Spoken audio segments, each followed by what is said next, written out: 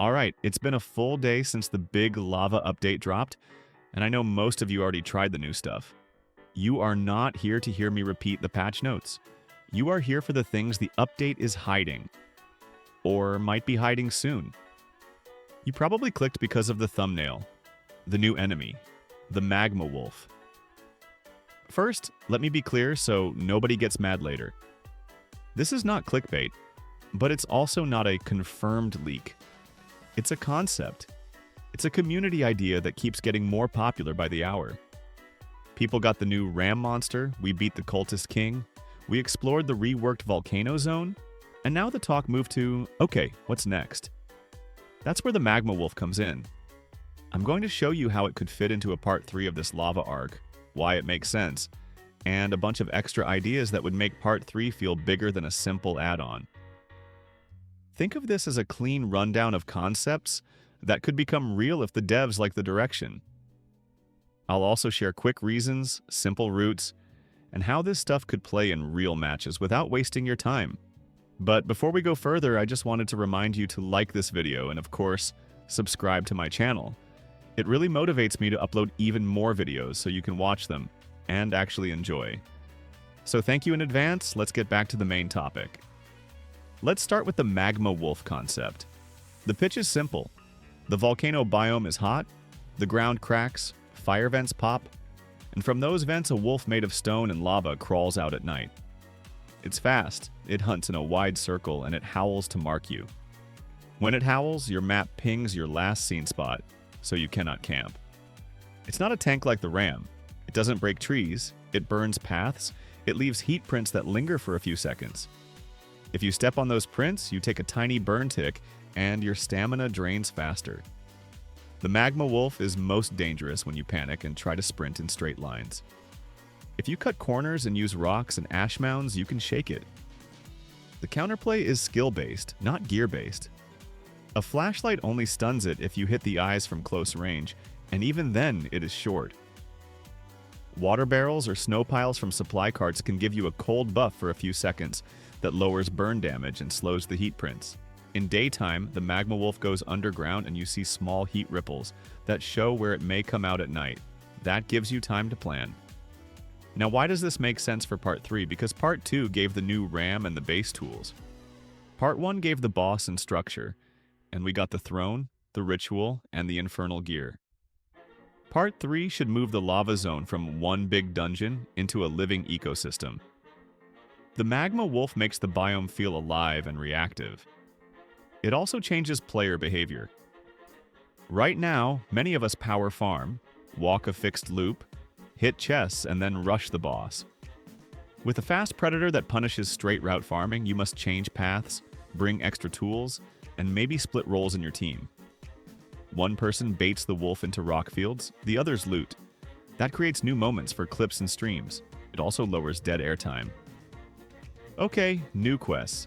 If we talk about a third part, I want more reasons to move in and out of the volcano. Not just go there and open chests. Let's add quest chains that tie the ram, the cult, and the wolf together. First chain, Ash Trail.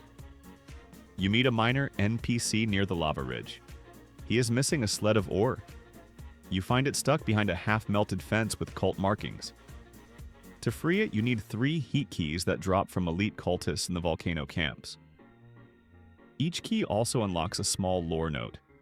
One about the ram's awakening, one about failed wolf trapping, one about the king's first ritual. When you return the sled, the miner gives you a cooling lens, a small trinket that reduces burn ticks by a tiny amount and lets you see heat ripples from farther away at dusk. It's not a huge buff. It's fair, and it helps new players read the biome. Second chain, 5 missing kids. Right now we have the classic missing kids count. Part 3 can add kid number 5, but not just as a collectible body or a simple marker. Make it a tracked rescue with steps. During the day you find a torn scarf near the shrine.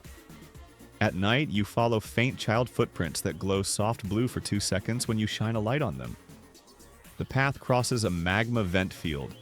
You need to shut off the strongest vent by using vent seals, crafted from ash cloth and basalt shards, both common in the zone.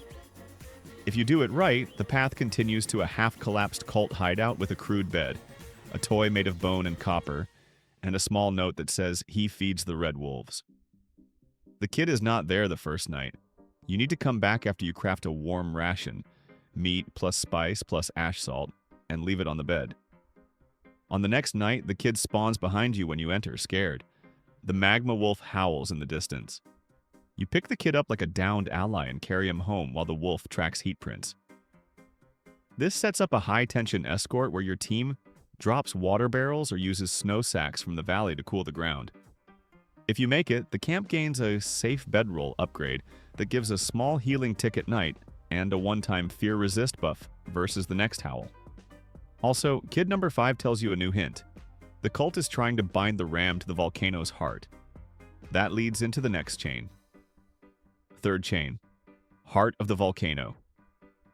This one is endgame prep for a mini-raid event rather than a full boss.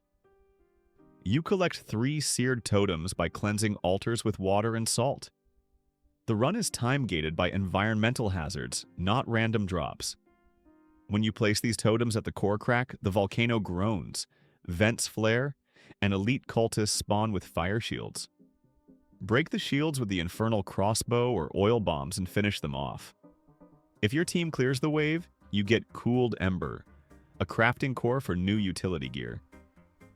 I'll talk gear in a second. Now items. Part 3 needs tools that help with movement and position, not just raw weapon damage. First, Ash Glider. This is a single-use cloth wing you craft from ash cloth, rope, and cooled ember. You can glide for 3 seconds over small lava rivers or vent lines. It lets you cut roots and escape the Magma Wolf, but you only hold one at a time, so you choose when to use it. Second, Basalt Spikes. Throw these on the ground to make a short, low wall that slows charge attacks from mobs and the ram. The wall breaks after one hit, so it's not cheesy. Third, Steam Flare. It's a deployable that makes a white steam cloud for 5 seconds. It blocks wolf vision and slightly reduces heat print damage if you pass through it. Fourth, Cooling Lantern.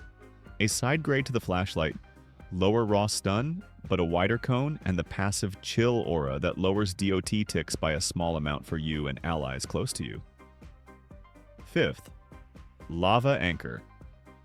Think of it like a short grappling harpoon with a burning tip.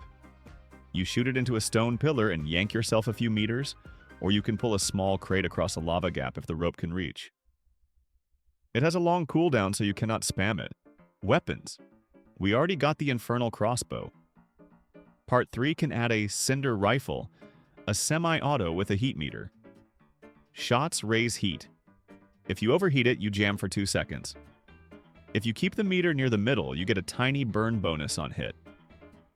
This rewards aim and rhythm.